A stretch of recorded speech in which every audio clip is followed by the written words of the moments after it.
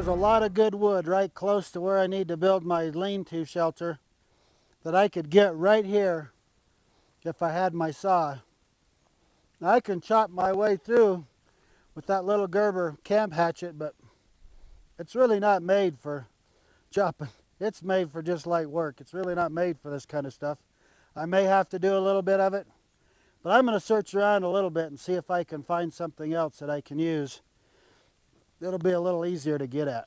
This piece right here will that'll make a good piece for my lean-to wall right there. I'll take my hatchet and just kind of trim up some of that stuff and haul this thing back to camp. We'll make that work. I'll look around for some more. We'll get them all back down here to the same spot and then haul them on over there.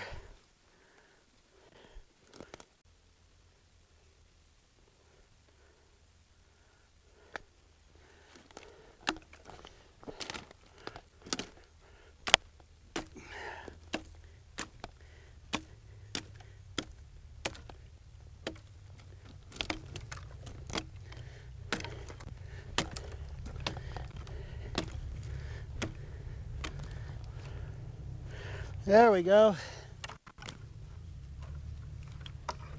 That's pretty good.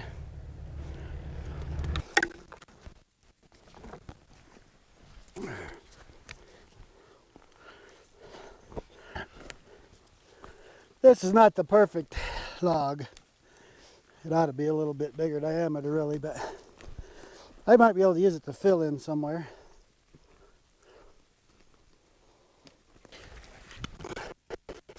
One thing I have discovered,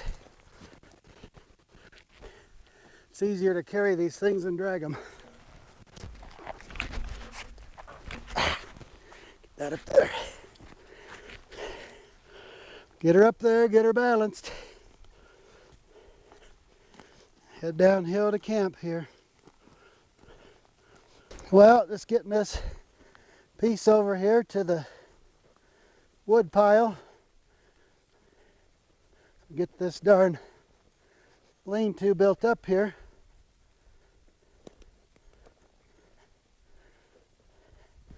I think this piece right here will about do it. It's good to get that off my shoulders. Well, one of the first things I'm going to need to do here is this is going to be the high end of my lean-to up here, and I'm going to go down to the ground here. So one of the first things I'm going to need to do is get me a pole that I can rest my ridge pole on, that I can lean up against this tree. So I'm going to grab one of those and set it up here.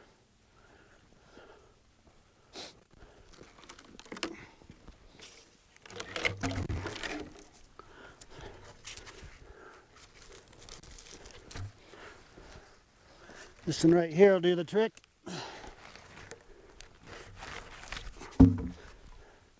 I'm going to put the bigger end of this up top so it gives me more to rest my ridge pole on. And I'm going to...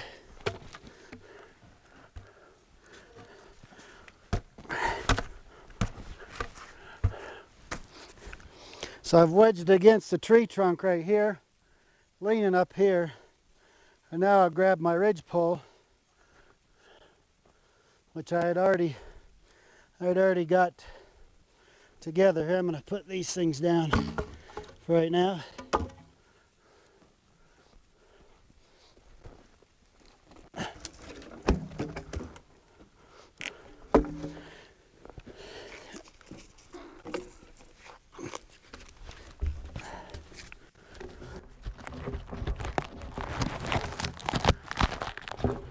Oops.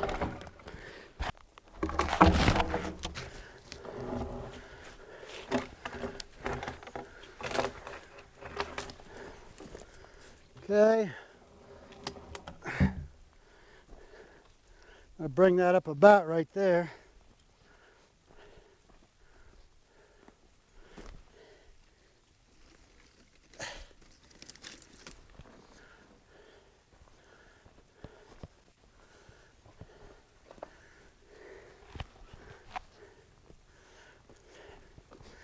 Now I'm going to put these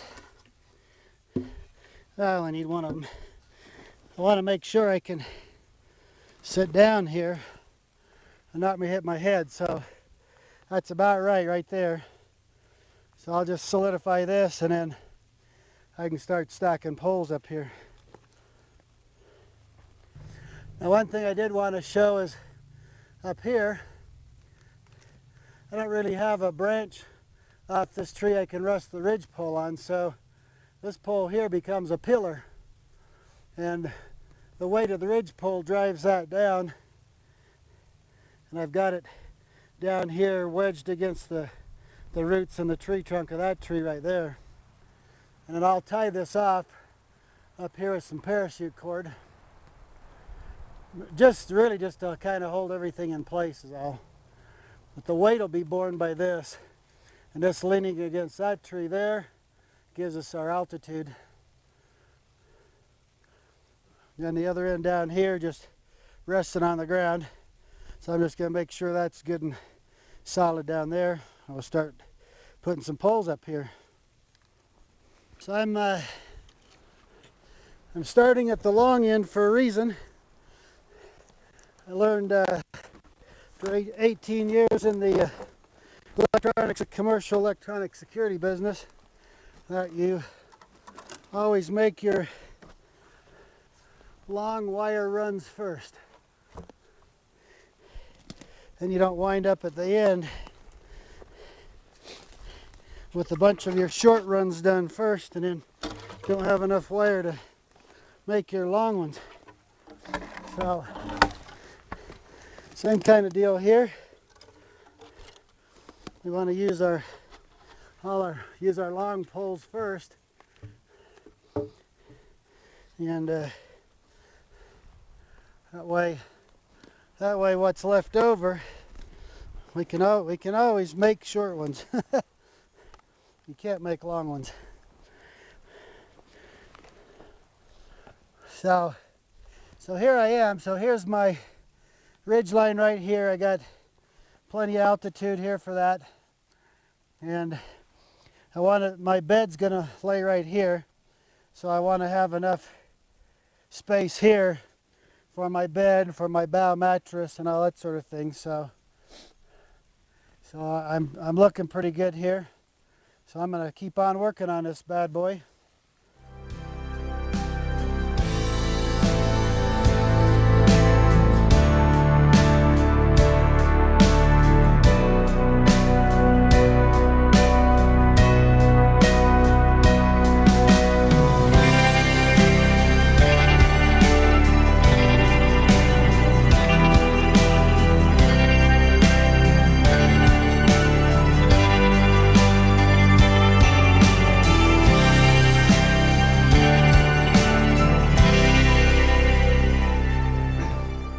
Well, I've got the structure up now, so I'm good. I'm solid. I'm braced.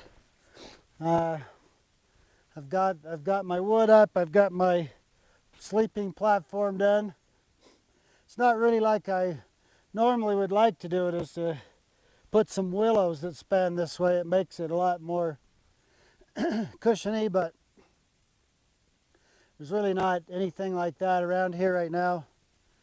And if I were in a survival type situation, I would take some pine tree saplings in here that are 7 or 8 feet tall maybe, and trim them down and lay them across here, because being green they would do some cushion. But I'm just it's not survival mode at all, and I didn't really want to hack up a bunch of them right now. So I'm good to go. I can put me some boughs on here, lay down on here. I'm pretty good. All right, so here I am right here against the back of the lean-to shelter here. And I've got a couple things I can do, as I mentioned, to mainly what we want to do primarily, in colder weather, whatever, I'd probably want to build this out some more and put some boughs in there, and then some more logs on top of that, and some insulation. If there was snow, I'd shovel snow onto the back of here, all kind of stuff to basically insulate this. But it's not that cold, Could be in the low 40s tonight, something like that, you know. So maybe 30s. I don't know. We'll see what happens, but probably 40s.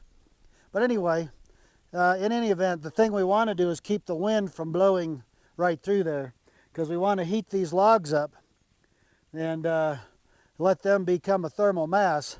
And we don't want the wind just blowing right through there, because we'll feel all that wind. I'll feel all that wind on my body, and that will take away a lot of the effect of what I'm doing here. So let me show you a couple things I can do.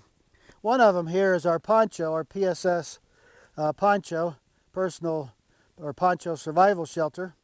I can use that. It's a little under 5 feet wide and 8 feet long, PSSL, the long version. So I can hang that up here if I want to, and that can serve as a windbreak. I mean, that's what it is. It's a poncho windbreak. Or I can use, like this, my PSTL, my large 10 by 10 tarp, PSTL. But let me just show you the poncho. Now this one right here is one we're just experimenting with, which is a very, very light ripstop nylon that we're using here. And we haven't released this one for sale yet, but still playing with it. But anyway, so if I go up here and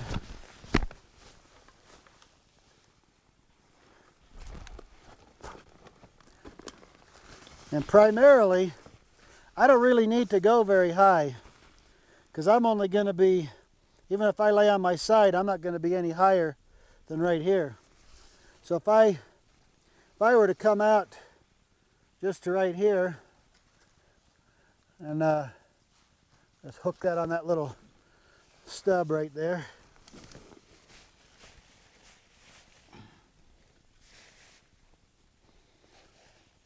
And I can cinch the hood up right there so the hood stays put.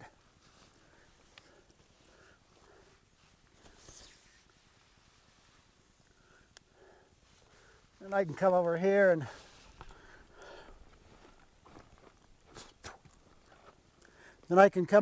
and hook to this little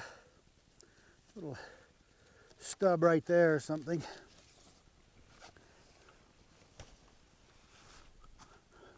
So anyway, just doing something like that is going to get most of the breeze from coming through to me. And that would be perfectly fine. So if all I had was my poncho with me, I can just make it into a shelter. But if I need some a little bit of thermal help too, and I want to do the thermal log lean-to like this, thermal mass, then the poncho can come into use right here in keeping the wind from driving through, and kind of give me a little spot in there that's a little bit more wind-free. And then the other option I can do is to use my large tarp, my PSTL, and that's what I'm going to go ahead and do. I want to have plenty of coverage. I've got it with me, so why not use it? Through here. I don't want that thing coming off, so I'll go through the loop and then cinch that down. These shock cords that come with these tarps are wonderful. I'm using them constantly. So I'll go ahead and secure a shock cord there. Then on the far end, kind of tuck this bottom in. Throw a little wood on the bottom just to kind of hold it down. That will do me excellent right there.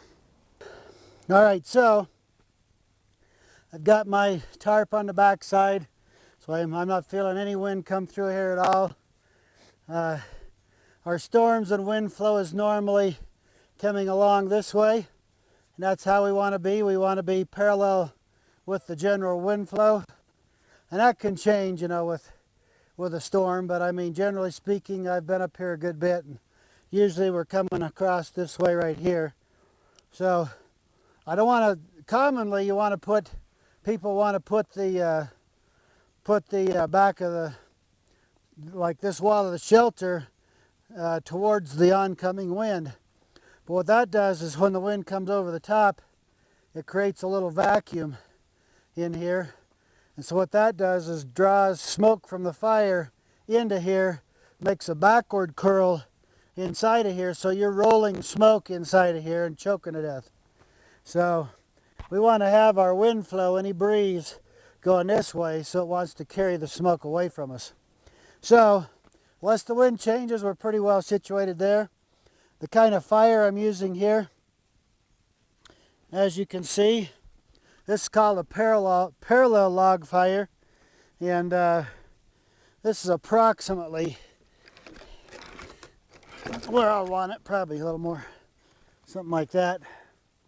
And ultimately, if it was colder weather in the wintertime or something, I may want the fire even a little bit longer. But you want it about as long as your body is, because you want that radiant heat from the fire warming the whole length of your body from your feet to your head. So that's why you build a long fire, not a round fire. And also here I want to warm up all these logs. So I don't want to have a round fire right here where it mostly warms these and everything else gets less. So I want to be even. I want to have an even amount of heat being thrown up at this end as down here where my feet are. All right, so what's happening here is what I call charging the batteries. Basically, I look at it this way. Trees and everything, trees grow because of sunlight, converting sunlight into food energy through photosynthesis, storing what happens in the wood itself, and the tree grows up and everything goes through its life cycle. It dies, and what we're doing now with this is we're really recapturing the sun. See if I can get back in here. Whew. No, I can't even be in there. It's too hot. That's like an oven. So what we're doing is we're taking that energy stored in the wood, converting it back into energy like the sun, flaming here, and then we're radiating that heat back into the wood here, and we're storing the heat energy from here that hits the wood. We're storing that as heat energy in the logs of the lean-to. And so it's like we're charging the battery when we're charging the wood, the logs here with heat. And so this process will take some hours of this flame being here to get all that heated up real nice. But the objective is to have it really nice by the time I go to bed. Well, it's far too hot to get inside of there at all, even to sit for a few minutes. This fire is radiating so much heat in there, it's incredible. The logs inside of there, I just tried to touch them. And these logs on the back wall are so hot I can't even touch them. Now, of course, that's only the surface of the log. So we got to run this long enough that the heat that's coming from this fire can work its way clear into the log, because I want to have the whole log be as hot as I can, so when I go to bed that thing's going to radiate plenty of heat back to keep me nice and toasty warm just in my street clothes that I got on right now. It is very, very hot back in here. It's like a sauna. It is just blazing. I can't stay in here. That's about it. So I mean, you know, that fire is like 5 feet away, and it is hot in here. It's hot to touch these logs with your bare skin. Very, very hot. Oh my goodness. Now, if it was 40 below zero, it might have to be this hot for you to survive. But it's not as cold as that right now, so I don't need that much. Anyway, I've got to get out of here. It is roasting. Well, good morning. It's a nice morning, I'll tell you. I just barely got up. I've been up before, but figured, well, I got to wait for it to get light enough so I can do a little video. So I went back and snoozed a little longer here. But it's definitely daylight out. The sun hasn't quite come up over the hill back there to the east yet, but it'll be happening in the next 10 minutes or so. But I had a great night's sleep. The log wall here, as I monitor the temperature along it, is about 85 degrees still, 80, 85 depending along here.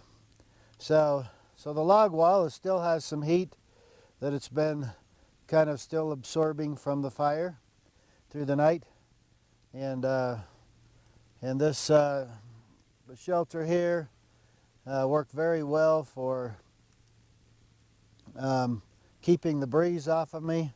Never got too windy, but a little breezy at times last night. But this, I didn't really ever notice it till I stepped out away from the shelter. So it worked very well. It's very warm and cozy. I slept good. My bow mattress here worked really well. Very cozy. And these bow mattresses have always been cozy to me, as good as a bed. I don't know if this is I can't remember if I mentioned this already, but this is the first time I've done this type of setup in the when it hasn't been wintertime with snow on the ground. So my fire was actually started right about here originally, and I found during the night I kept kind of moving it back. And at this point right now, I think we're probably close to 6 feet back from the edge of the bed here to the middle of the fire. So that seems to be best when temperatures are in the 40s. And any closer than that in the 40s is just a little too much. So, but you know, if in the wintertime, when you get down there around 0 or below 0, that fire is going to be up here pretty close, and you know, you get well below 0, the fire is going to be blazing pretty good in order to keep you warm. So, very, very nice night. I'm excited. I love it. I slept so well. Once I got the fire a little bit farther away from me, it was perfect. Very, very nice. Have a great day. Enjoy your time outdoors like I do. And have a great day. It's going to be a good one. Perry Peacock, Wilderness Innovation.